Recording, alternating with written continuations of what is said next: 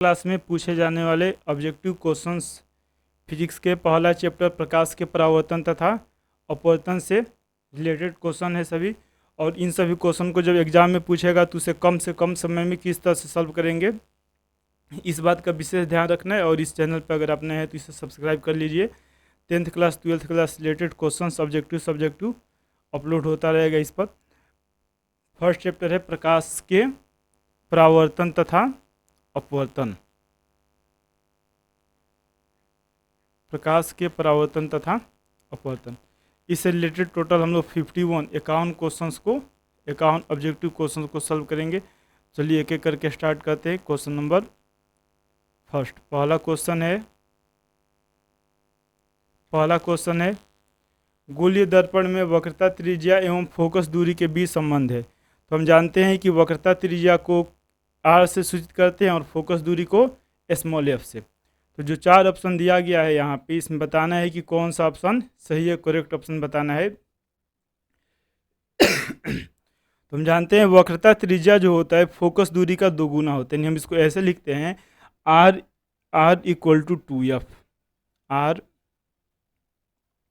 Are बराबर होता है 2f के, या फिर इसको इस तरह लिखा जा सकता है एफ बराबर आर बाई स्मॉल आर या कैपिटल आर, दोनों से हम लोग लिखते हैं आर बराबर एफ बराबर आर बाई 2। तो इसलिए जो क्वेश्चन नंबर फर्स्ट है इसमें हम देख रहे हैं ऑप्शन चारों, तो A R is equal to 2f A भी सही है, और जो सी ऑप्शन है F is equal to R by 2 A भी सही है।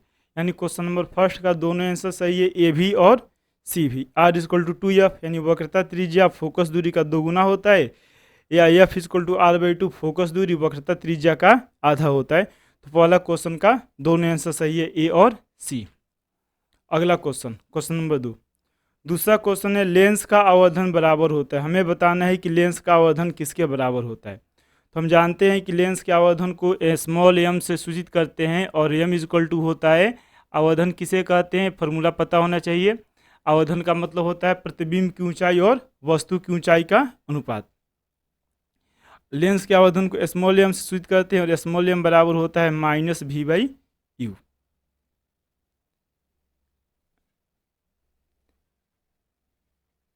एम इजक्वल टू लिखते हैं minus V by you. Lens का आवर्धन बराबर होता है माइनस भी बाई यू के। तो इसलिए इसका ऑप्शन होगा, लेंस का नहीं, दर्पण का आवर्धन होता है माइनस भी बाई यू, है ना, याद रखिएगा इस बात को। दर्पण का आवर्धन होता है माइनस भी बाई यू, और लेंस के आवर्धन में हम यहाँ पे प्लस लगा देते, प्लस भी बाई होता है। यही अंतर होता है लेंस और दर्पण के आवर्धन में। तो यहाँ पे लेंस का आवर्धन पूछा हुआ है, इसलिए इसका आंसर होगा प्लस में भी बाई यू। यानी क्वेश्चन नंबर दूसरा का आंसर होगा डी, भी बाई यू। तीसरा क्वेश्चन, निम्न में से कौन सा पदार्थ लेंस बनाने के लिए प्रयुक्त नहीं किया जा सकता। यहाँ पे 4 ऑप्शन दिया गया है, और इसमें हमें बताना है कि किसके सहायता से हम लेंस का निर्माण नहीं कर सकते, हम लेंस नहीं बना सकते, ये बताना है। तो लेंस हम जानते हैं लेंस के बारे में कि लेंस पारदर्शी होता है। लेंस के सहायता से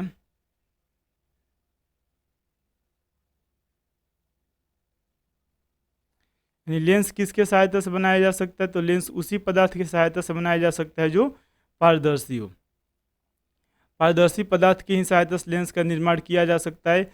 इसलिए चारों ऑप्शन में पूछ रहा है कि किसके सहायता से लेंस नहीं बनाए जा सकते, लेंस बनाने के लिए प्रयुक्त नहीं किया जा सकता। तो हम जानते हैं कि जल पारदर्शी होता है, और इसलिए जल के सहायता से लेंस बनाया जा सकता है।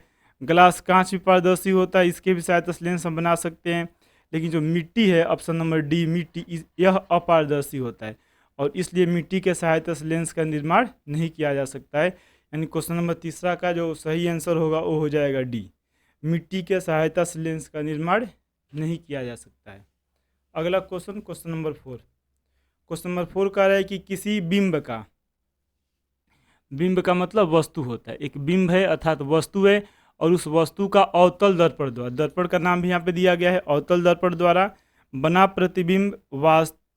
प्रतिबिंब आभासी अर्थात काल्पनिक है, सीधा है, और बिंब से अर्थात वस्तु से बड़ा है। तो वस्तु की स्थिति कहाँ होनी चाहिए पूछा गया इसमें।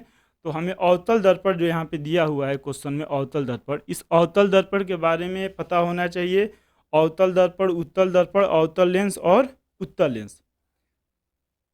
इसमें जितना भी स्थिति हम लोग पढ़े हैं, वस्तु को कहाँ पे रखते हैं तो प्रतिबिंब कहाँ बनता है, इसके बारे में बढ़िया से याद होना चाहिए, क्योंकि इससे रिलेटेड क्वेश्चन एग्जाम में आते रहते हैं। तो अवतल दर्पण है, जब हम जानते हैं कि अवतल दर्पण के मुख्य फोकस और अवतल दर्पण के ध्रुव, यानी दर्पण के ध्रुव और मुख्य फोकस के बीच, दर्पण के ध्रुव और मुख्य फोकस के बीच जब किसी वस्तु को रखते हैं तो उसका प्रतिबिंब यह काल्पनिक बनाता है, सीधा बनाता है तथा वस्तु से बड़ा। एकमात्र यही स्थिति होता है कि आभासी बनाएगा। यानी जो क्वेश्चन नंबर 4 है, इसका आंसर होगा डी। जब अवतल दर्पण इस तरह से बनाते हैं, अवतल दर्पण, यहाँ पे P मान लिए, यह हो गया C, इसके मध्य बिंदु F, CF के बीच जब किसी वस्तु को रखेंगे तो इसका प्रतिबिंब दर्पण के पीछे बनता है, दर्पण से बड़ा बनता है, इसलिए इसका आंसर होगा दर्पण के ध्रुव तथा मुख्य फोकस के बीच। क्वेश्चन नंबर 4 का आंसर होगा डी। अगला क्वेश्चन, क्वेश्चन नंबर 5 क्वेश्चन है, किस दर्पण से वस्तु का बड़ा प्रतिबिंब बनता है। हमें समतल दर्पण, यहाँ पे जो 4 ऑप्शन दिया गया इसमें बताना है कौन होगा आंसर। तो समतल दर्पण के बारे में पता होना चाहिए, हमेशा चेहरा देखने के लिए इसका उपयोग किया जाता है। समतल दर्पण में जो प्रतिबिंब बनता है वो बराबर बनता है, यानी जितना वस्तु होता है उतना ही आकार का प्रतिबिंब बनता है। उत्तल दर्पण जो बी ऑप्शन है, उत्तल दर्पण, उत्तल दर्पण का उपयोग साइड मिरर के रूप में करते हैं। साइड मिरर अर्थात पीछे के भाग देखने के लिए मोटरसाइकिल या फिर बस ट्रक के साइड में लगाया गया रहता है। इसका कारण यह है कि उत्तल दर्पण हमेशा छोटा प्रतिबिंब बनाता है, इसलिए इसका आंसर उत्तल दर्पण भी नहीं होगा क्योंकि हमेशा छोटा बनाएगा, समतल भी नहीं होगा क्योंकि बराबर बनाएगा। एकमात्र अवतल दर्पण ही है जो बड़ा प्रतिबिंब बनाता है, यानी अवतल दर्पण बड़ा भी बनाता है, छोटा भी बनाता है। तो यहाँ पे है कि वस्तु का बड़ा प्रतिबिंब बनाता है। वो किस दर्पण से वस्तु का बड़ा प्रतिबिंब बनता है, क्वेश्चन क्या लिखा हुआ है, किस दर्पण से वस्तु का बड़ा प्रतिबिंब बनता है, तो इसका आंसर हो जाएगा ए, है ना। यानी अवतल दर्पण ही एकमात्र ऐसा दर्पण है जिससे बड़ा प्रतिबिंब बनता है, बाकी किसी से बड़ा प्रतिबिंब नहीं बनता है। और अवतल ही एकमात्र दर्पण है जो वास्तविक प्रतिबिंब बनाएगा, बाकी इसमें से कोई वास्तविक प्रतिबिंब नहीं बनाता है। अगला क्वेश्चन, क्वेश्चन नंबर 6, किसी बिंब का वास्तविक प्रतिबिंब समान आकार का प्राप्त करने के लिए बिंब को उत्तल लेंस के सामने कहाँ रखें। बिंब का मतलब हम बताया अभी कि बिंब का मतलब होता है वस्तु। एक वस्तु है, उस वस्तु का वास्तविक प्रतिबिंब बनाना है, और कंडीशन क्या है कि समान आकार का, मतलब जितना आकार का वस्तु है उतना ही आकार का उसका प्रतिबिंब बनाना है। तो उसको यहाँ पे कौन से लेंस का बात किया गया है, उत्तल लेंस। उत्तल लेंस के सामने कहाँ पर रखे पूछा गया है क्वेश्चन में। तो उत्तल लेंस के बारे में जानते हैं कि उत्तल लेंस में 2 फोकस होता है, F1 और F2। एक को F1 जैसे उत्तल लेंस हम यहाँ बना रहे हैं, इसके मध्य बिंदु को प्रकाशीय केंद्र कहा जाता है, यहाँ पे F1 होता है, इससे और 2 गुने दूरी पर F2 होता है, इसको F2 कहते हैं, द्वितीयक फोकस दूरी, इसको F1 लिखते हैं प्रथम मुख्य फोकस, और इसके बराबर फिर यानी O से F1 के बराबर दूरी होता है वो 2F1। तो जब वस्तु को हम 2F1 पे रखते हैं, इसको वक्रता केंद्र कहा जा सकता है। जब वस्तु को 2F1 पे रखेंगे तो उसका प्रतिबिंब बनता है 2F2 पे, वास्तविक बनता है, बराबर बनता है। तो इसलिए उत्तल लेंस के सामने कहाँ रखे, जो क्वेश्चन पूछा गया है 6, वास्तविक प्रतिबिंब समान आकार का बनाने के लिए, तो इसका आंसर हो जाएगा बी, यानी वक्रता केंद्र पर हम रखेंगे वस्तु को तो उसका आकार जो है वो समान, उसका जो प्रतिबिंब है वो समान आकार का बनेगा। तो क्वेश्चन नंबर 6 का सही ऑप्शन होगा बी। क्वेश्चन नंबर 7, किसी दर्पण से आप चाहे कितनी ही दूरी पर खड़े हो, आपका प्रतिबिंब सदैव सीधा प्रतीत होता है। सदैव मतलब हमेशा सीधा बनेगा। संभवतः दर्पण है, दर्पण के बारे में बताना है, यानी हमें बताना है कि कौन ऐसा दर्पण है जिसके सामने हम कहीं पर भी खड़े हों, कितना हो दूरी पर, हमेशा सीधा प्रतिबिंब बनाएगा। तो इसका आंसर जो ए है, अवतल, केवल अवतल दर्पण के बारे में कहा है, अवतल दर्पण, उत्तल दर्पण, समतल दर्पण, सी। तो ये है और केवल अवतल, यह इसका आंसर नहीं होगा, क्योंकि अवतल दर्पण जो दर्पण है, अवतल दर्पण होता है, यह वास्तविक भी बनाता है, काल्पनिक बनाता है, मतलब सीधा भी बनाता है और उल्टा भी बनाता है। लेकिन क्वेश्चन में कह रहा है कि सदैव सीधा प्रतीत होगा, यानी हमेशा सीधा बताना है कि कौन ऐसा दर्पण है जो हमेशा सीधा प्रतीत बनाएगा, इसलिए इसका आंसर ए नहीं होगा। बी है उत्तल दर्पण, तो उत्तल दर्पण होता है। उत्तल दर्पण का उपयोग साइड मिरर में इसीलिए किया जाता है क्योंकि हमेशा छोटा बनाएगा और सीधा बनाएगा, यहाँ पे छोटा बड़ा नहीं कर रहा है, केवल सीधा, तो उत्तल होगा। समतल दर्पण के सामने भी हम कहीं पर खड़े हो, हमारा प्रतिबिंब सदैव सीधा बनता है, तो इसलिए समतल भी होगा, यानी इसका आंसर क्वेश्चन नंबर 7 है, इसका आंसर हो जाएगा डी। क्वेश्चन नंबर 7 का जो आंसर है ये हो जाएगा डी, यानी या तो समतल अथवा। क्वेश्चन नंबर 8, निम्नलिखित में से किसी वस्तु का वास्तविक प्रतिबिंब कौन बना सकता है। हमें बताना है कि कौन ऐसा लेंस, यहाँ पे लेंस के बारे में क्वेश्चन ऑप्शन में लेंस दिया गया है, अवतल लेंस, उत्तल लेंस, कांच की पट्टिका, इसमें से कौन है जो वास्तविक प्रतिबिंब बना सकता है किसी वस्तु का। तो हमें पता है कि जो उत्तल लेंस होता है यही वास्तविक प्रतिबिंब बनाता है, और काल्पनिक भी एक स्थिति में बनाता है। उत्तल लेंस काल्पनिक केवल एक ही स्थिति में बनाएगा, वो भी काल्पनिक में बड़ा बनता है जब वस्तु को लेंस के समीप अर्थात लेंस और उसके फोकस जो होता है F1 उसके बीच रखते हैं, तब जाकर के काल्पनिक बनेगा, बाकी हर एक स्थिति में वास्तविक बनाता है। अवतल लेंस है, अवतल लेंस हमेशा काल्पनिक बनाएगा। तो इसलिए जो क्वेश्चन नंबर 8 है कह रहा है कि निम्नलिखित में से किसी वस्तु का वास्तविक प्रतिबिंब कौन बना सकता है, तो इसका आंसर होगा बी उत्तल लेंस, यानी उत्तल लेंस किसी वस्तु का वास्तविक प्रतिबिंब बना सकता है, इसलिए इसका ऑप्शन हो जाएगा बी उत्तल लेंस। अगला क्वेश्चन, क्वेश्चन नंबर 9, गोलीय दर्पण के परावर्तक पृष्ठ की वृत्ताकार सीमा रेखा का व्यास कहलाता है। देखिए याद रखिएगा, इसको आप लोग दर्पण के द्वारक में लिखे भी होंगे, द्वारक कहा जाता है। द्वारक का मतलब लेंस या दर्पण, उसका द्वारक का मतलब क्या होता है, जैसे मैं मान लीजिए कि लेंस हो गया, तो इसका ये जो चौड़ाई है इतना यहाँ से लेके यहाँ तक, और ये जो चौड़ाई है यही चौड़ाई कहलाएगा लेंस का द्वारक। उसी तरह से दर्पण हो गया, जैसे हम यहाँ पे एक दर्पण बना रहे हैं उत्तल दर्पण, तो उत्तल दर्पण का ये जो चौड़ाई है इसको हम कहेंगे दर्पण का द्वारक। इसको कलई किया गया, ऐसा मान लीजिए कलई है, तो ये कहलाएगा दर्पण का द्वारक। द्वारक का मतलब क्या होता है, जो दर्पण का चौड़ाई। वही क्वेश्चन में लिखा गया है कि गोलीय दर्पण के परावर्तक पृष्ठ की, जिस पृष्ठ से परावर्तन होगा, परावर्तक पृष्ठ की वृत्ताकार सीमा रेखा का व्यास कहलाता है, तो इसका आंसर हो जाएगा सी गोलीय दर्पण का द्वारक, उसको द्वारक कहा जाता है। 10वां क्वेश्चन, प्रकाश की चाल विभिन्न माध्यमों में, तो हम पहले से पढ़ चुके हैं और यही अपवर्तन का कारण भी है। प्रकाश का चाल जो अलग अलग माध्यम होता है उसमें अलग अलग होता है, यानी जो क्वेश्चन नंबर 10 है प्रकाश की चाल विभिन्न माध्यमों में, इसका आंसर हो जाएगा बी भिन्न भिन्न होती है। क्वेश्चन नंबर 10 का आंसर होगा बी भिन्न भिन्न होती है, अलग अलग माध्यम में अलग अलग होता है। अगला क्वेश्चन, 1 मीटर फोकस दूरी वाले उत्तल लेंस की, यहाँ पे लेंस कौन सा कह रहा है, उत्तल लेंस, और इस उत्तल लेंस का फोकस दूरी, उत्तल लेंस का फोकस दूरी कितना मीटर है, 1 मीटर है। लेंस है उत्तल लेंस और इसका फोकस दूरी 1 मीटर है। तो हम जानते हैं कि उत्तल लेंस का फोकस दूरी धनात्मक होता है, उत्तल लेंस का फोकस दूरी धनात्मक होता है, इसलिए हम इसको लिखेंगे इस तरह से F बराबर +1। F बराबर, फोकस दूरी को F से लिखेंगे तो F बराबर क्या लिखेंगे, +1। फोकस दूरी F बराबर, क्यों नहीं चल रहा है,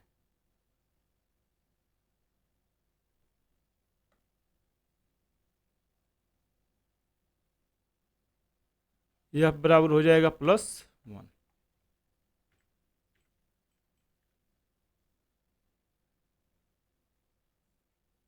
तो इसका आंसर हो जाएगा भिन्न भिन्न माध्यमों में भिन्न भिन्न होती है।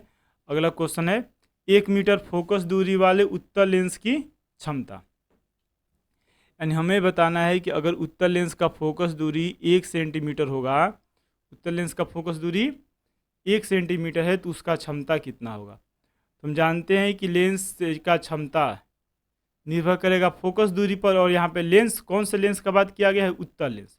तो उत्तल लेंस का जो फोकस दूरी होता है यह धनात्मक होता है, यानी हम इसको इस तरह से लिख सकते हैं F बराबर +1 मीटर। इसको सिंबल में, संकेत में इस तरह से लिखते हैं एफ बराबर प्लस 1 मीटर। और लेंस की क्षमता बताना है तो लेंस की क्षमता को पी से लिखते हैं। पी लेंस की क्षमता पी बराबर होता है 1/f। और यहाँ पे एफ का मान 1 मीटर दिया हुआ है तो 1/1 लेंस की क्षमता का जो प्रचलित मात्रक है वो डायप्टर है, यानी इसका आंसर हो जाएगा 1/1 मतलब 1, यानी 1 डायप्टर। इसलिए जो क्वेश्चन 11 है इसका आंसर होगा बी, 1 डायप्टर होगा। अगर फोकस दूरी 1 मीटर है वही यहाँ पे लिखता और उत्तर लेंस न देखे अवतल लेंस लिखा रहता तो इसका आंसर हो जाता ए, हो जाता -1 डायप्टर। और यहाँ पे उत्तर लेंस है इसलिए उत्तर लेंस का फोकस दूरी प्लस होता है, इसलिए जो क्वेश्चन नंबर 11 है इसका आंसर हो जाएगा बी। क्वेश्चन नंबर 12, प्रकाश के परावर्तन के कितने नियम है? तो हम जानते हैं कि प्रकाश के परावर्तन के 2 नियम होता है और ये याद भी होना चाहिए दोनों नियम, इसका डायग्राम भी बनाने आना चाहिए। तो क्वेश्चन नंबर 12 का आंसर हो जाएगा बी। क्वेश्चन नंबर 13, निर्गत किरण एवं अभिलंब के बीच के कोण को कहते हैं? तो निर्गत किरण जैसे आपतित किरण अभिलंब के बीच का कोण आपतन कोण कहलाता है। इस तरह से डायग्राम बनाने आना चाहिए। एक किरण आ रहा है आपतित किरण, यहाँ से टकरा के चला गया परावर्तित किरण, ये अभिलंब हो गया। आपतित किरण और अभिलंब के बीच का कोण आपतन कोण कहलाता है। परावर्तित किरण आपतित किरण और अभिलंब के बीच का कोण है जो आपतन कोण है। परावर्तित किरण अभिलंब के बीच का कोण परावर्तन कोण है। उसी तरह से निर्गत किरण का मतलब क्या होता है? तो मान लीजिए प्रकाश वायु से गया कांच में, फिर कांच से आया वायु में, तो उसी को निर्गत कहेंगे। पहले से जाएगा दूसरे में, फिर दूसरे से आएगा दूसरे से जाएगा पहले में, तो निर्गत किरण अभिलंब के बीच के कोण को कहा जाता है निर्गत कोण। क्वेश्चन नंबर 13 इसका आंसर होगा सी। क्वेश्चन नंबर 14, 2 डायप्टर क्षमता वाले लेंस का फोकसांतर होता है। यानी यहाँ पे हमें बताना है कि एक लेंस है, उस लेंस का क्षमता 2 डायप्टर है, उस डायप्टर है, उसका फोकसांतर अर्थात फोकस दूरी के बारे में बताना है कि फोकस दूरी कितना होगा। तो फोकस दूरी, लेंस का फोकस दूरी P बराबर, अभी हम लोग लिखे थे P बराबर 1/f था, तो हम इसको ऐसे भी लिख सकते हैं F बराबर क्या होगा 1/P, F बराबर 1/P, यानी फोकस दूरी बराबर होगा 1/P। 1/P, P का मान यहाँ पे दिया हुआ है 2 डायप्टर, तो 1/2 हम इसको लिख सकते हैं। ये मीटर में आएगा, अगर सेंटीमीटर में बदलना होगा तो 100 से गुणा करेंगे, मतलब 2 से 100 कट जाएगा, बराबर आ जाएगा 50 सेंटीमीटर। इसलिए इसका आंसर हो जाएगा डी, 50 सेंटीमीटर। क्वेश्चन नंबर 15, जल और कांच का अपवर्तनांक क्रमशः 4/3 और 3/2 है। क्रमशः मतलब पहले जल का अपवर्तनांक दिया हुआ है 4/3, जल का अपवर्तनांक 4/3 है, उसके बाद से कांच का अपवर्तनांक दिया हुआ है 3/2। तो क्वेश्चन में कह रहा है कि जल का कांच की अपेक्षा अपवर्तनांक होगा। हमें जल का अपवर्तनांक बताना है, किसकी अपेक्षा? कांच की अपेक्षा। जल का अपवर्तनांक बताना है कांच की अपेक्षा। तो इसको हम लोग लिखते हैं जल का अपवर्तनांक कांच की अपेक्षा।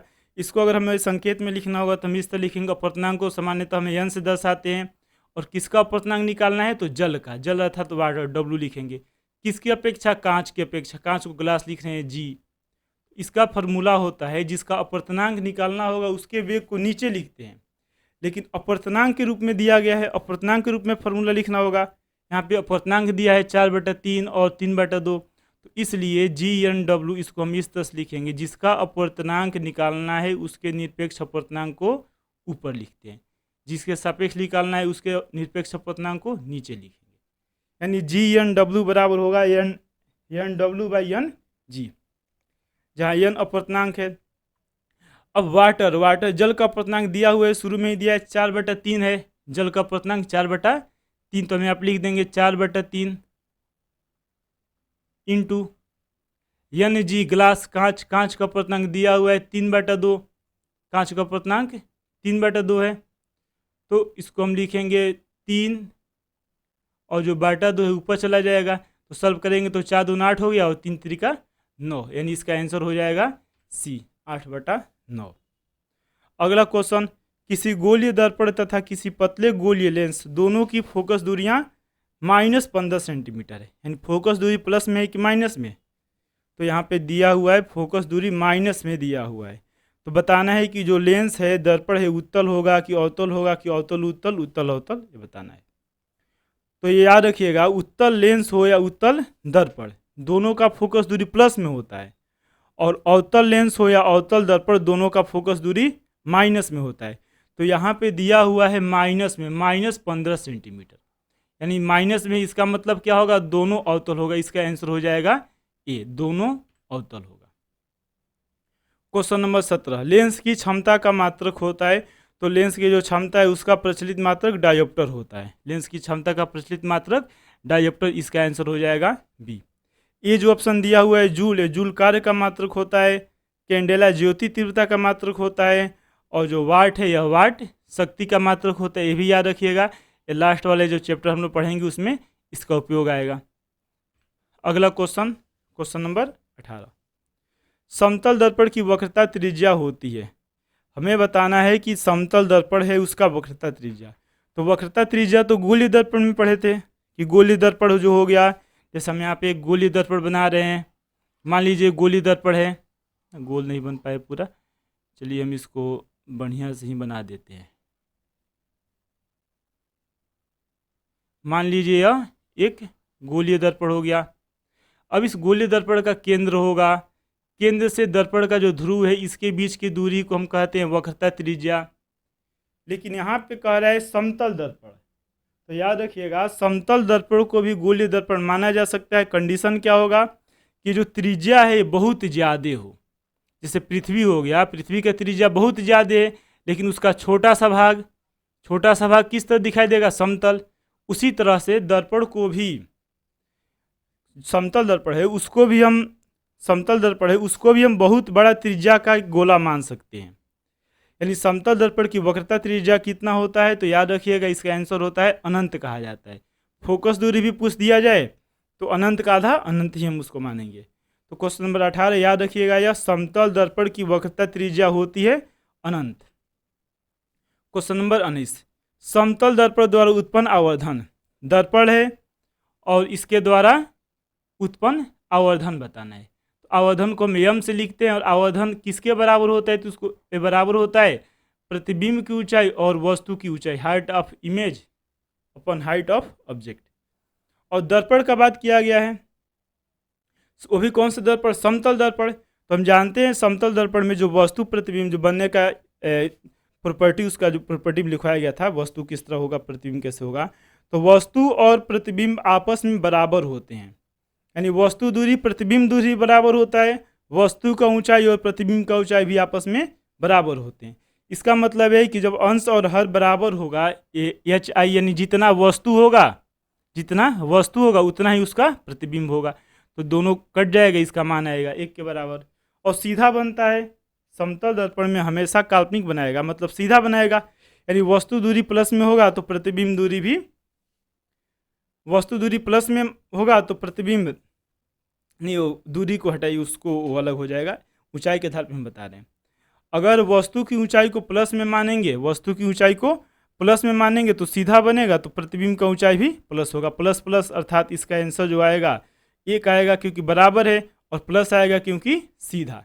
तो इसलिए याद रखिएगा ये भी समतल दर्पण द्वारा उत्पन्न आवर्धन +1 होता है। +1 का अर्थ क्या होगा, अगर कोई पूछेगा तो क्या बताइएगा, इस +1 आवर्धन का मान 1 है, इसका मतलब यह है कि वस्तु की ऊंचाई प्रतिबिंब की ऊंचाई बराबर है, और प्लस का मतलब सीधा बनता है।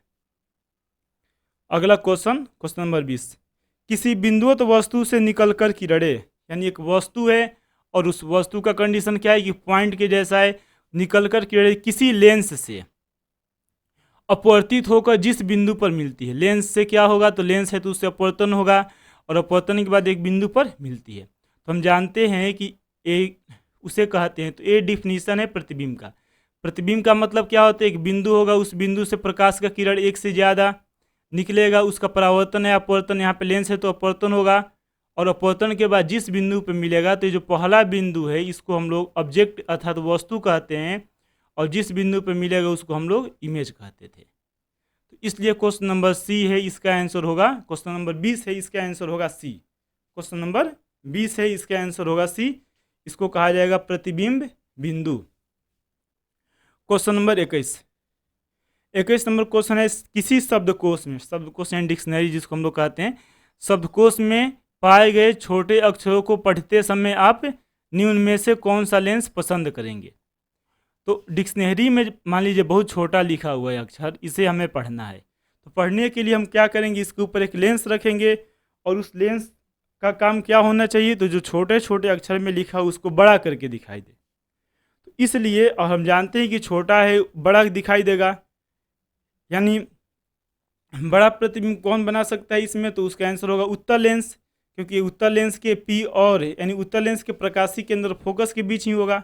मान लीजिए यहाँ पे उत्तल लेंस रख रहे हैं इसके सामने, तो इसका बड़ा प्रतिबिंब बनाएगा, लेकिन यहाँ पे उत्तल लेंस ऑप्शन में 2 जगह दिया हुआ है, तो इसका आंसर होगा डी, क्योंकि फोकस दूरी जितना ही कम होगा, ये 50 सेंटीमीटर फोकस दूरी का उत्तल लेंस कह रहा है, 5 सेंटीमीटर फोकस दूरी का उत्तल लेंस है, यहाँ पे लेंस लिख दीजिएगा उत्तल लेंस, तो इसका आंसर होगा डी, क्योंकि फोकस दूरी जितना कम होगा उसका,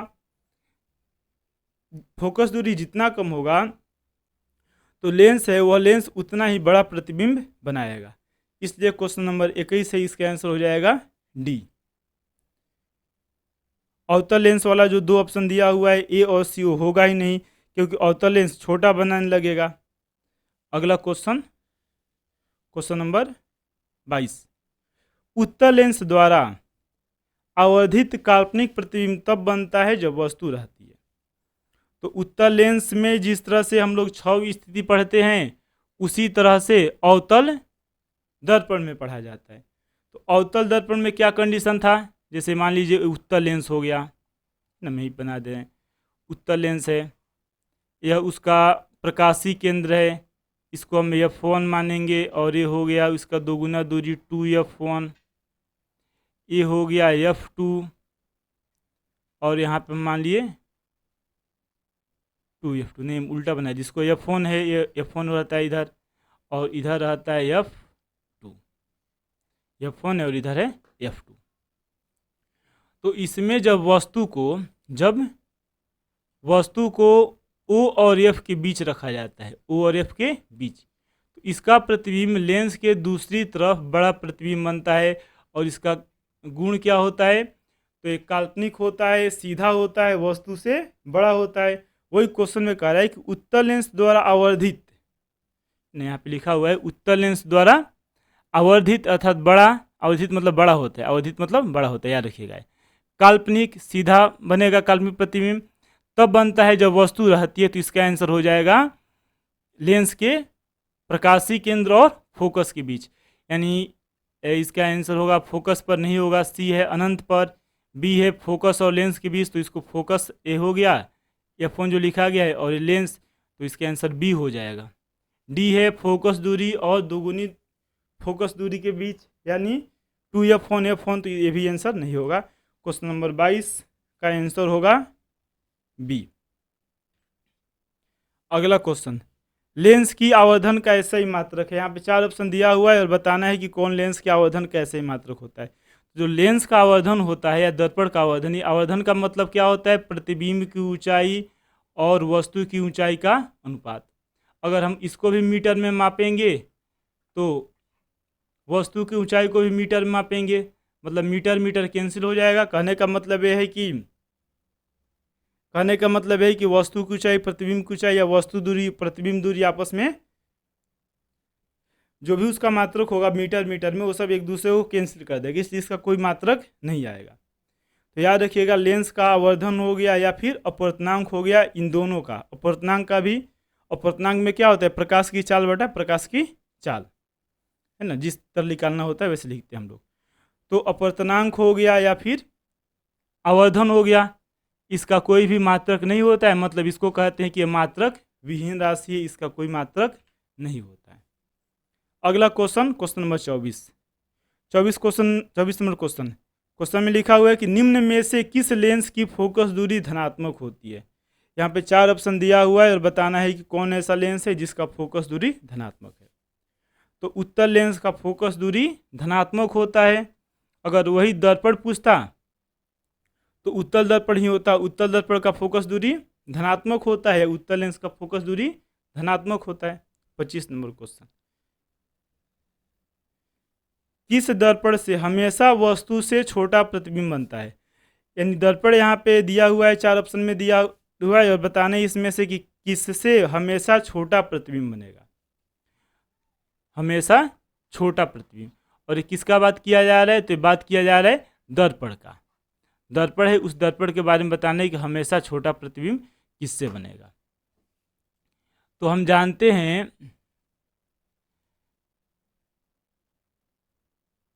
इस क्वेश्चन नंबर कौन सा था, ये 24 था, 24 नहीं, हाँ 25 क्वेश्चन नंबर था। तो हम जानते हैं कि जो उत्तल लेंस होता है, कौन सा लेंस, उत्तल लेंस, वह उसमें जो प्रतिबिंब बनाते हैं वो किसके जैसा बनाते हैं, अवतल दर्पण के जैसा। जैसे अवतल दर्पण में कंडीशन होता है वैसा ही उत्तल लेंस में होता है। लेकिन क्वेश्चन में कह रहा है कि किस दर्पण से, दर्पण के यहाँ पे बात किया गया, हमेशा वस्तु से छोटा प्रतिबिंब बनता है। तो इसी गुण के कारण जैसे साइड मिरर में हम देखते हैं कि हमेशा छोटा प्रतिबिंब बनाता है, वस्तु को कहीं पर भी रखे हमेशा छोटा प्रतिबिंब बनाएगा। तो इसका आंसर होगा उत्तल दर्पण। उत्तल दर्पण हमेशा वस्तु से छोटा प्रतिबिंब बनाता है। इसका कारण ये होता है कि जो उत्तल दर्पण है, उत्तल दर्पण यह उभरा होता है और उभरे होने के कारण इसका दृष्टि क्षेत्र ज़्यादा होता है, मतलब बहुत ज़्यादा भाग का प्रतिबिंब बना सकता है। अगला question, question number 26 number question कह रहा है कि 26 नंबर क्वेश्चन है अवतल दर्पण की फोकस दूरी होती है। बताना है अवतल दर्पण है उसका फोकस दूरी क्या होगा, धनात्मक होगा कि ऋणात्मक। तो अभी हम बताए हैं उत्तल दर्पण उत्तल लेंस का फोकस दूरी धनात्मक होता है और अवतल दर्पण या अवतल लेंस है इसका फोकस दूरी ऋणात्मक। यानी क्वेश्चन नंबर जो 26 है इसका आंसर हो जाएगा बी, ऋणात्मक। अगला question, question number 27 number question है वायु में प्रकाश की चाल निर्वात की अपेक्षा। बताना है जो वायु है उसमें प्रकाश की चाल निर्वात की अपेक्षा क्या होता है, कम होता है कि ज़्यादा होता है। तो याद रखिएगा सबसे ज़्यादा प्रकाश की चाल, सबसे ज़्यादा प्रकाश की चाल को किस में माना जाता है, निर्वात में। निर्वात मतलब वहाँ पे कुछ भी नहीं है। लेकिन वायु में, यहाँ पे तो वायु के कण आ गया, यानी वायु में प्रकाश की चाल लगभग वैसे लिखने के लिए तो बराबर लिखते हैं ना। क्वेश्चन अगर सॉल्व करना होगा या अपूर्णांक निकालना होता है तो कई बार हम लिख देते हैं निर्वात में प्रकाश की चाल, उसकी जगह पे वायु में प्रकाश की चाल।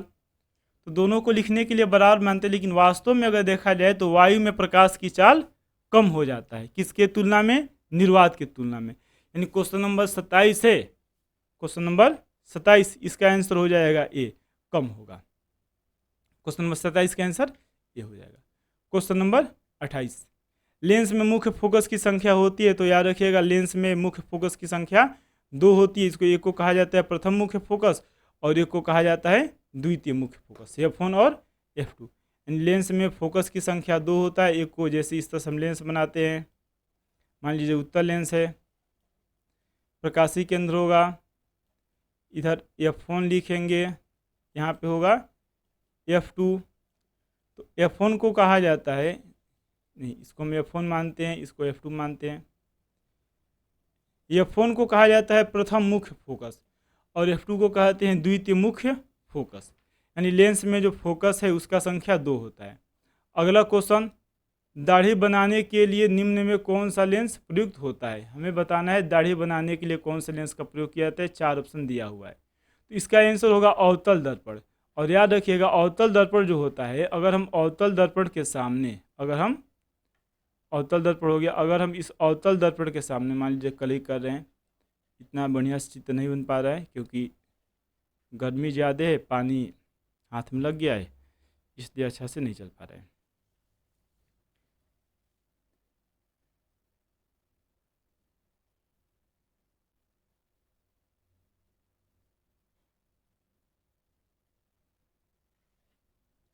इससे हम नहीं ये बना रहे हैं। इसका आंसर होगा अवतल दर्पण, क्योंकि अवतल दर्पण में जब वस्तु को, अवतल दर्पण में जब वस्तु को उसके वक्रता केंद्र और फोकस के बीच रखा जाता है। किसके किसके बीच रखा जाएगा, वक्रता केंद्र और फोकस के बीच जब वस्तु को हम रखते हैं, नहीं वक्रता केंद्र नहीं, उसके ध्रुव P, पोल ध्रुव और फोकस के बीच जब हम वस्तु को रखते हैं तो उसका प्रतिबिंब है वो दर्पण के पीछे बनता है और बड़ा बनता है। इसलिए क्वेश्चन नंबर 29 है, इसका आंसर होगा ए। और दाढ़ी बनाने के लिए अगर किसी व्यक्ति को पी और एफ के बीच बैठा दें तो उसका जो चेहरा है उसका आकार बड़ा दिखाई देगा, सीधा दिखाई देगा। इसलिए दाढ़ी बनाने वाला जो दर्पण होता है उसमें अवतल दर्पण का उपयोग किया जाता है, अवतल दर्पण को ही बनाया जाता है। क्वेश्चन नंबर 30, निम्नलिखित में कौन संख्या प्रकाश के अपवर्तन के नियम के लिए सही है? हम जानते हैं परावर्तन का भी 2 नियम था, अपवर्तन का भी 2 नियम था, और 2 किसके लिए आया था? फोकस के लिए। तो इसका आंसर हो जाएगा बी 2। इसका आंसर हो जाएगा बी 2। अपवर्तन के लिए या परावर्तन के लिए जो सही है संख्या वो होगा 2, और फोकस का भी संख्या कितना था? 2 ही था।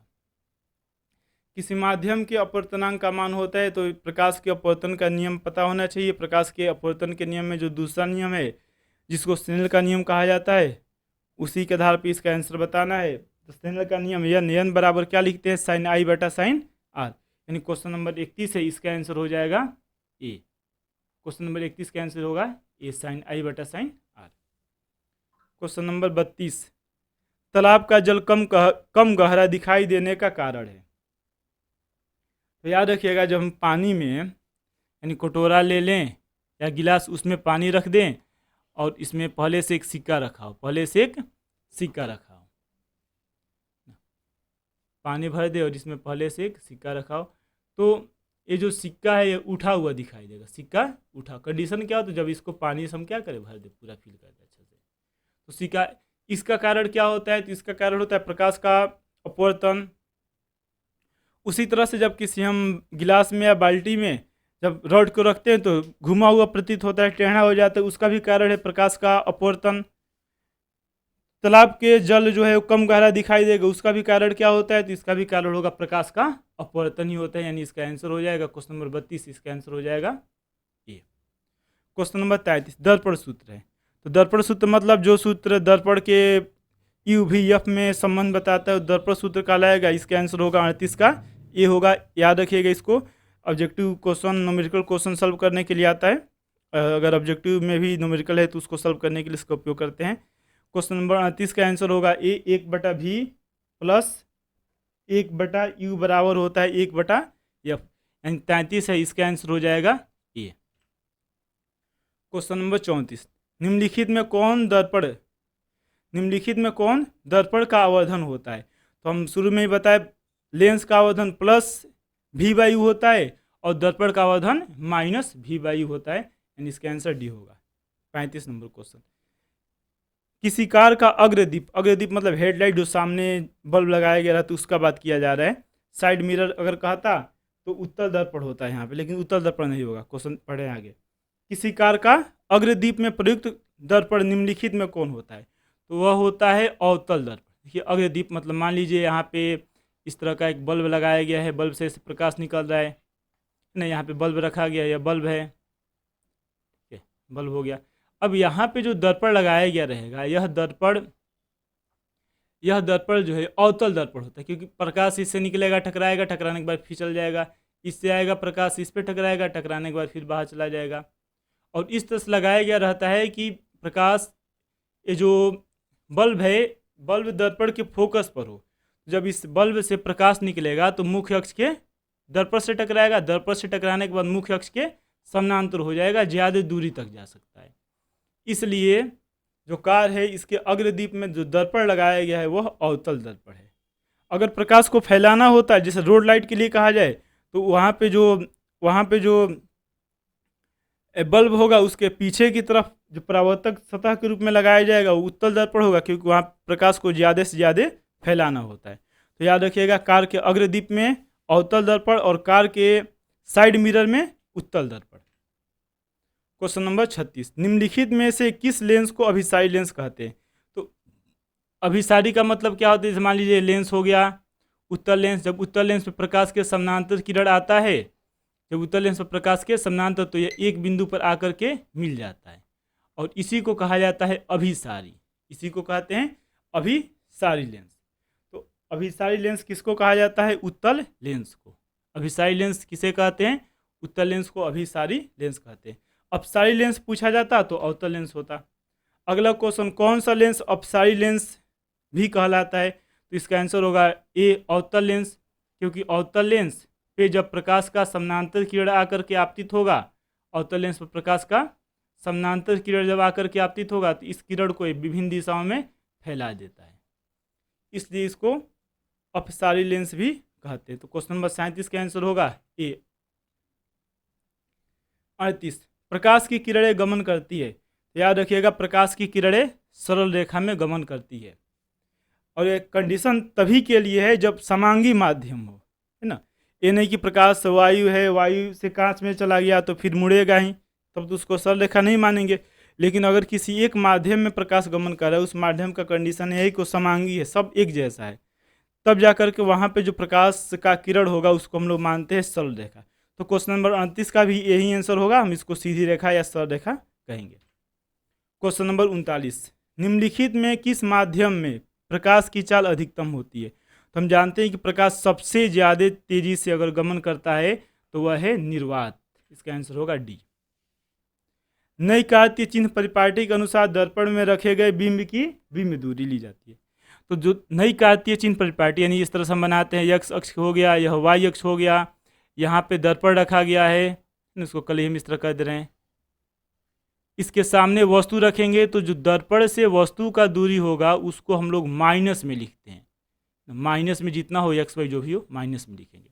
तो याद रखिएगा, बिंब की बिंब दूरी, बिंब वस्तु को कहते हैं, वस्तु की वस्तु दूरी धनात्मक होगा कि ऋणात्मक?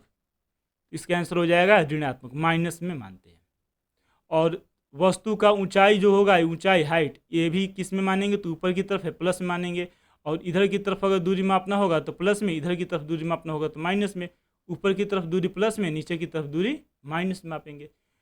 तो बिंब की बिंब दूरी ऋणात्मक होती है। क्वेश्चन नंबर 41, 41 नंबर क्वेश्चन है, किस दर्पण का उपयोग सामान्यतः वाहनों का पश्च दृश्य दर्पण के रूप में, वही पश्च दृश्य मतलब साइड मिरर, इसको हम लोग कहते हैं इंग्लिश में साइड मिरर, के रूप में किया जाता है? तो वो होता है उत्तल दर्पण। कारण क्या है?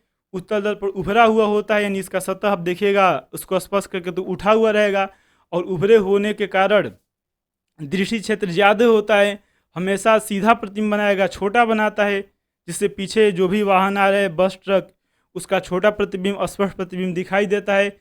इसलिए साइड मिरर में उत्तल दर्पण का उपयोग किया जाता है। इसका आंसर होगा बी। 42, प्रकाश की चाल न्यूनतम होती है। बताना है कि प्रकाश की चाल न्यूनतम किस में है। अगर अधिकतम कहता तो इसका आंसर क्या हो जाता है? निर्वात में। अधिकतम कहता तो इसका आंसर क्या हो जाता है? निर्वात में। लेकिन क्वेश्चन में क्या कह रहा है? क्वेश्चन में कह रहा है कि प्रकाश की चाल न्यूनतम होती है, तो निर्वात नहीं होगा। यहाँ पे बाकी जो बचा 3 माध्यम, जल, वायु, कांच, इसमें बताना है।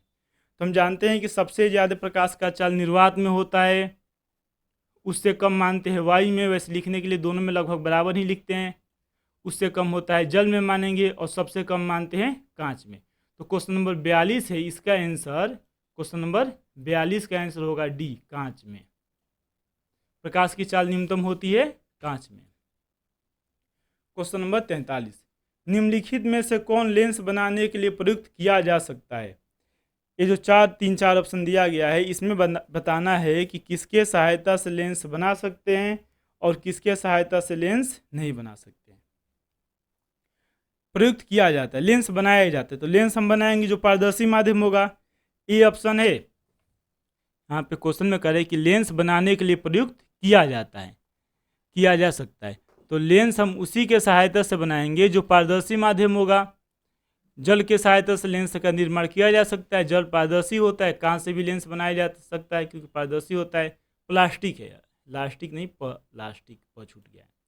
प्लास्टिक के सहायता से भी लेंस का निर्माण किया जा सकता है। यानी क्वेश्चन नंबर 43 का आंसर हो जाएगा डी, इनमें सभी जो तीनों ऑप्शन है सबके सहायता से लेंस बनाया जा सकता है। क्वेश्चन नंबर 44, 44 नंबर क्वेश्चन कह रहा है कि संयुग्मी फोकस संभव है केवल। देखिए, जो संयुग्मी फोकस होता है इसी के सहायता से, जैसे दर्पण सूत्र हो गया या फिर लेंस सूत्र हो गया, इसमें जब हमें दर्पण सूत्र, लेंस सूत्र को प्रूफ करना होता है या प्रयोग के आधार पर सत्यापित करना होता है कि सही है कि गलत है, या फिर वस्तु दूरी प्रतिबिंब दूरी ज्ञात करना होता है, उसके सहायता से फोकस दूरी बताना होता है लेंस का या दर्पण का। तो उसमें संयुग्मी फोकस का ही उपयोग किया जाता है। संयुग्मी फोकस का मतलब क्या है कि अगर हम कहीं वस्तु रखें तो प्रतिबिंब बनेगा उसका ना। मान लीजिए कि जैसे यह एक दर्पण हो गया, उत्तल दर्पण। अब हम यहाँ पे एक वस्तु को रखें, इसका प्रतिबिंब बना, ये वस्तु है और ए डैश इसका प्रतिबिंब है। अब हमें क्या करना है, जहाँ पे वस्तु को रखे तो वहाँ प्रतिबिंब बनाना है, और जहाँ पे प्रतिबिंब है वहाँ पे वस्तु को रखना है। तो क्या इधर की तरफ दर्पण के पीछे हम वस्तु को रख सकते हैं? तो नहीं रख सकते हैं। यानी वही कंडीशन केवल होता है वस्तु और दर्पण, वस्तु को और प्रतिबिंब को आपस में बदलना है, वस्तु और प्रतिबिंब को आपस में बदलना है। तो ऐसा तभी हो सकता है जब वास्तविक प्रतिबिंब बने। जैसे ये हो गया उत्तल दर्पण, और उत्तल दर्पण के सामने प्रकाश ओ हो गया, इसको यहाँ पे प्रकाशी के नहीं पोल ध्रुव कहते हैं, पी हो गया, वक्रता केंद्र सी हो गया, और इसका मध्य बिंदु एफ हो गया फोकस। तो हम यहाँ पे जैसे एग्जांपल बता रहे हैं सी और एफ, सी और एफ को पे जब वस्तु को रखेंगे तो उसका प्रतिबिंब अनंत और सी के बीच बनेगा, अनंत और सी के बीच बनेगा। अगर वस्तु को यहाँ पे रखेंगे तो उसका प्रतिबिंब यहाँ बनेगा। यानी वस्तु और प्रतिबिंब को आपस में बदला जा सकता है, और जब बदला जाएगा आपस में तो यही एक दूसरे का कहलाता है संयुग्मी फोकस कहलाता है। तो याद रखिएगा, संयुग्मी फोकस लेंस या दर्पण में पूछे तो उसी में संभव हो पाएगा जिसमें वास्तविक प्रतिबिंब बन रहा हो। तो उत्तल दर्पण में संभव नहीं हो पाएगा, क्योंकि उत्तल दर्पण वास्तविक बनाता नहीं है। साधारण कांच में भी नहीं हो पाएगा, समतल दर्पण में भी वास्तविक नहीं बनाता है, उत्तल में भी वास्तविक नहीं बनाता है। इसका आंसर होगा ए अवतल दर्पण। वही अगर लेंस कहा जाता कौन से लेंस में, तो लेंस कहा जाता तो उसका आंसर होता उत्तल लेंस। यानी याद रखिएगा, संयुग्मी फोकस उसी में संभव है जिसमें वास्तविक प्रतिबिंब बनता हो। अगला क्वेश्चन, निर्वात में प्रकाश की चाल। तो याद रखिएगा, निर्वात में प्रकाश की चाल कितना मानते हैं? 3 × 10⁸ मीटर पर सेकेंड। यानी इसका आंसर हो जाएगा 45 का बी। अगला क्वेश्चन, किसी वस्तु तथा उसके प्रतिबिंब की लेंस के प्रकाशीय केंद्र से दूरी। वस्तु दूरी है और प्रतिबिंब दूरी दिया हुआ है। केंद्र के लेंस के प्रकाशीय केंद्र से वस्तु दूरी है और प्रतिबिंब दूरी। किधर प्रतिबिंब बन रहा है, वास्तविक काल्पनिक, इससे कोई मतलब नहीं है ना। प्लस माइनस इन सबसे कोई मतलब नहीं है, क्योंकि दिया ही नहीं, उसमें कुछ कह ही नहीं रहा है। आगे कह रहा है कि वस्तु के प्रतिबिंब, वस्तु के प्रतिबिंब, पहले प्रतिबिंब है, तथा वस्तु की लंबाई, वस्तु के प्रतिबिंब तथा वस्तु की लंबाई। यानी उसके वस्तु के प्रतिबिंब तथा वस्तु की लंबाई। यानी हमें प्रतिबिंब और वस्तु के लंबाई का अनुपात होगा, अनुपात बताना है। तो अनुपात बताने के लिए यहाँ पे प्लस माइनस मतलब नहीं है, मोड में निकालेंगे। पहले लिखेंगे प्रतिबिंब, तो यहाँ पे क्वेश्चन में दिया हुआ है किसी वस्तु तथा उसके प्रतिबिंब की लेंस के प्रकाशीय केंद्र से दूरी क्रमशः, क्रमशः मतलब क्रम से, पहला जो है 10 सेंटीमीटर किसके लिए है, तो 10 सेंटीमीटर है वस्तु के लिए। 10 सेंटीमीटर किसके लिए है? 10 सेंटीमीटर है वस्तु के लिए। और 30 सेंटीमीटर किसके लिए है? प्रतिबिंब के लिए। अनुपात किसका पूछा है, तो अनुपात में पहले प्रतिबिंब है, पहले प्रतिबिंब है और उसके बाद से वस्तु है। तो प्रतिबिंब कितना है? 30, तो इसको ऊपर रखेंगे 30, और बाटा में वस्तु का कितना है? 10, 30/10, 30/10, यानी 0 से 0 कट जाएगा, तो बचेगा क्या? 3/1। प्लस में ही लिखना है इसको, 3/1 यानी 3 मतलब 1 से कम की ज़्यादा, तो 1 से अधिक। क्वेश्चन नंबर 46 का आंसर हो जाएगा सी, 1 से अधिक। 47, किसका दृष्टि क्षेत्र सबसे अधिक होता है? इसको हम बताएं, उत्तल दर्पण का दृष्टि क्षेत्र सबसे अधिक होता है। मतलब बहुत ज़्यादा क्षेत्र को जो दर्पण होगा बहुत कम होगा, लेकिन उभरा हुआ रहता है। इसीलिए उत्तल दर्पण का उपयोग किसमें किया जाता है? साइड मिरर में किया जाता है, क्योंकि उत्तल दर्पण जो प्रतिबिंब बनाएगा वह सीधा बनाएगा, वस्तु से छोटा बनाएगा। तो क्वेश्चन नंबर 47 का आंसर होगा बी।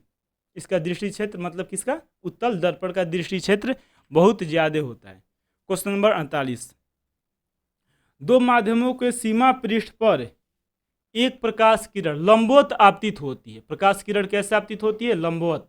लंबवत मतलब परपेंडिकुलर, यानी सतह से कितने का एंगल बनाएगा? सतह से 90 डिग्री का, याद रखिएगा। इसका आंसर 90 डिग्री नहीं होगा। क्या कह रहे हैं, सतह से कितने का एंगल बनाएगा, तो सतह से जो एंगल बनाएगा वो है 90 डिग्री। सतह से कितने का एंगल बनेगा, 90 डिग्री का। मतलब जो वस्तु है, जैसे मान लीजिए कि यहाँ पे हम मान ले रहे हैं एक सतह, यहाँ पे हम मान लिए एक सतह है और इस पर प्रकाश का किरण आपतित होता है ऐसे 90 डिग्री। 90 डिग्री मतलब सतह से 90 डिग्री, किससे 90 डिग्री, सतह से 90 डिग्री पे आपतित होगा। तो इसका अपवर्तन होगा और बताना है कि अपवर्तन के बाद अपवर्तन कोण कितना होगा। तो यहाँ पे जो परावर्तित जब परपेंडिकुलर आएगा तो वैसे चला जाएगा, यानी अभिलंब भी यही है, अपवर्तन कोण तो अभिलंब भी यही है जो चला जा रहा है दूसरे माध्यम में, नहीं इसको दूसरा माध्यम मान ले रहे हैं। और आ किस में रहा है, पहला माध्यम में, जा किस में रहा है, दूसरे माध्यम में। तो दूसरे माध्यम के लिए अभिलंब भी यही है और अपवर्तित किरण भी यही है, इन दोनों के बीच का कोण होगा 0 डिग्री, दोनों के बीच का कोण 0 डिग्री। सतह से कितने का बना रहा है, तो सतह से बना रहा है 90 डिग्री, याद रखिएगा। ऐसा क्वेश्चन पूछा जा सकता है कि अगर एक सतह है, इस पर प्रकाश का किरण लंबवत आपतित हो रहा है, सीधा इस तरह से आपतित हो रहा है, सतह से कितने का एंगल बना रहे हैं, 90 डिग्री का। तो आपतन कोण कितना होगा, तो आपतित किरण यही है, अभिलंब यही है, तो दोनों के बीच का कोण कितना होगा, 0 डिग्री होगा। यानी क्वेश्चन नंबर 48 है, इसमें अपवर्तन कोण पूछा हुआ है, तो इसका आंसर हो जाएगा ए, 0 डिग्री। क्वेश्चन नंबर 49, वायु में प्रकाश की चाल दिया हुआ है, हम जानते हैं इसका मान और याद भी होना चाहिए, 3 × 10⁸। जल का अपवर्तनांक दिया हुआ है, तो कह रहा है कि प्रकाश की चाल किसमें, जल में। जल में क्या बताना है, तो जल में प्रकाश की चाल बताना है। फॉर्मूला हम जानते हैं, अपवर्तनांक n बराबर लिखते हैं c/v। अपवर्तनांक जिस माध्यम का अपवर्तनांक निकालना होगा n उस माध्यम में वेग होता है। तो अगर वेग बताना है v तो इसको हम लिखेंगे c/n। c का मान कितना है, 3 × 10⁸ है, और बटा n का मान अपवर्तनांक कितना दिया हुआ क्वेश्चन में, 4/3। 4 नीचे आएगा, 3 ऊपर चला जाएगा, 4/3। 3 में 3 से गुणा करेंगे तो हो जाएगा 9/4 है, और 10⁸ मीटर पर सेकंड में होगा। 9 में 4 से भाग देंगे तो 4 दूना 8, 1 9, 4 दूना 8, 2 20 हो जाएगा, 10 4 5 20। यानी इसको सॉल्व करेंगे तो आएगा 2.25 × 10⁸ मीटर पर सेकेंड। इसका आंसर होगा बी। क्वेश्चन नंबर 49 का आंसर हो जाएगा बी। 50, वायु में प्रकाश की चाल, वायु में प्रकाश की चाल दिया हुआ है 3 × 10⁸ मीटर पर सेकेंड, जबकि एक पदार्थ में इसका चाल 1.5 × 10⁸ मीटर पर सेकेंड है। यानी ये सी का मान है, निर्वात या वायु में बताए थे शुरू में, एक ही मानते हैं। किसका मान है, सी का। सी का मतलब निर्वात में प्रकाश की चाल, इसको सी लिखेंगे। और ये किसका मान है, भी का मान है। तो अपवर्तनांक बताना है, तो n बराबर होता है, अपवर्तनांक n बराबर होता है c/v। अपवर्तनांक n बराबर क्या होगा, c/v। c का मान कितना दिया हुआ है, 3 × 10⁸ मीटर पर सेकेंड, और v का मान है 1.5 × 10⁸ 10⁸ दोनों ऊपर नीचे एक दूसरे को कैंसिल कर दिया। इसको हम लिख सकते हैं 30/15, 15 दूना 30, यानी इसका आंसर हो जाएगा डी, 2 होगा। तो अब लास्ट क्वेश्चन एक और बचा हुआ है, 51, लास्ट क्वेश्चन है। और इसको सॉल्व करेंगे, और ये सब ऑब्जेक्टिव क्वेश्चन सॉल्व करने से पहले इससे रिलेटेड जितना भी चीज़ें पढ़ाया गया है आपको पूरा अच्छा से याद होना चाहिए, तभी जा कर के 100% ऑब्जेक्टिव क्वेश्चन सॉल्व कर पाइएगा। और अगर इससे का PDF चाहिए आपको तो इसी चैनल में लिंक दिया गया होगा टेलीग्राम चैनल का, या फिर जो वेबसाइट है k12+10.com, k12+10.com, इस पर आप विजिट कीजिए, आपको पूरा लेक्चर भी मिल जाएगा, 10th 12th 9th 10th 11th 12th चारों क्लास का, हिंदी इंग्लिश मीडियम का। और फ्री में नोट्स भी मिल जाएगा हर एक चैप्टर का, जो भी आपको चाहिए साइंस का। और ये लास्ट क्वेश्चन है, इसको हम लोग सॉल्व करेंगे। और अगर ये बढ़िया लगा हो तो इस वीडियो को लाइक कर दीजिए। और ये बढ़िया से चित्र नहीं बन पा रहा था, इसका कारण है कि पानी यहाँ पे ज़्यादा पसीना हो रहा है ना, गर्मी समय ज़्यादा है इसके वजह से। तो एक मात्र लास्ट क्वेश्चन बचा हुआ है और देखिए क्वेश्चन हम लोग बढ़िया से इसको सॉल्व करेंगे। ये बहुत इंपॉर्टेंट क्वेश्चन है। यहाँ पे क्वेश्चन में क्या कह रहा है कि आपतन कोण का मान दिया हुआ है। आपतन कोण को हम लोग किसे लिखते हैं, आई से, यानी इसमें आई का मान है या 42 डिग्री। आई का मान कितना है, 42 डिग्री है। और आगे क्या लिखा हुआ है, 30 डिग्री। 30 डिग्री किसका मान है, तो अपवर्तन कोण का मान है। आई का मान 42 डिग्री, अपवर्तन कोण यानी आर, इसका मान कितना डिग्री है, 30 डिग्री है। तो अपवर्तित किरण विचलित होती है। इसमें हम क्वेश्चन यूट्यूब पे पोस्ट किए हुए थे, तो इसमें 60% से ज़्यादा लोगों का आंसर था डी। 60% से ज़्यादा लोगों का आंसर था डी। तो ऐसा नहीं कि आई दिया हुआ है, आर दिया हुआ है तो हम फार्मूला लगा दिए, एन बराबर साइन आई बटा आर, है ना। एन बराबर साइन आई, आई का मान है 42 बटा साइन आर। तो यहाँ पे एन अपवर्तनांक होता है और ये तो पूछ ही नहीं रहा है। यहाँ पे पूछ रहा है कि विचलित हो जाती है, यानी विचलन कोण पूछा हुआ है। मतलब यहाँ पे जैसे आ रहा है, ये जो कोण बना रहा है ये 42 डिग्री है, और यहाँ पे जो कोण बना है ये 30 डिग्री। मतलब मुड़ गया, यह कितने से मुड़ा, तो 42 से 30 हो गया। मतलब इसमें कितने से मुड़ा, 12 डिग्री से। 42 में 30 घटा देंगे 12, इसका आंसर होगा ए 12। तो क्वेश्चन को सबसे पहले समझना है, बढ़िया से देखना है कि कह क्या रहा है, तब जा करके सॉल्व करना है।